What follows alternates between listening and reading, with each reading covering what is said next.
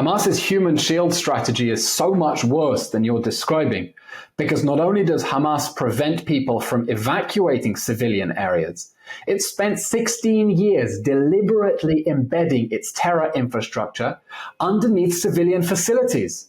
They have built tunnel shafts and command centers and weapon silos underneath schools, under homes, under universities, under kindergartens, under hospitals, under mosques. And as our soldiers go through the Gaza Strip, they are uncovering evidence of Hamas's crimes against humanity.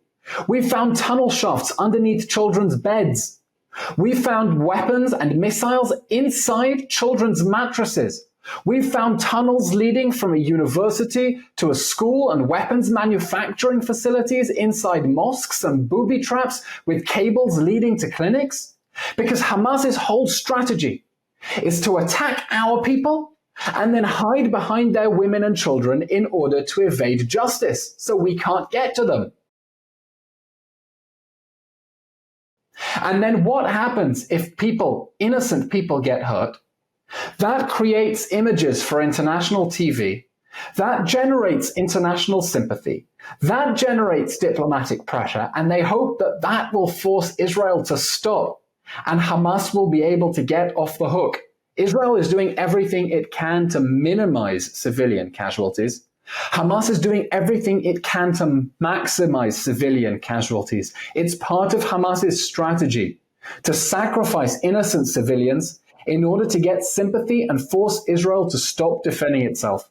And we're now fighting a unique challenge. No army in the history of the world has fought a counter-terror war in an urban area against an enemy that has spent nearly 20 years embedding itself under civilian areas. And we have found 1,500 tunnel shafts in Gaza, almost all of them, in schools, homes, hospitals, and mosques. So that is Hamas's human shield strategy.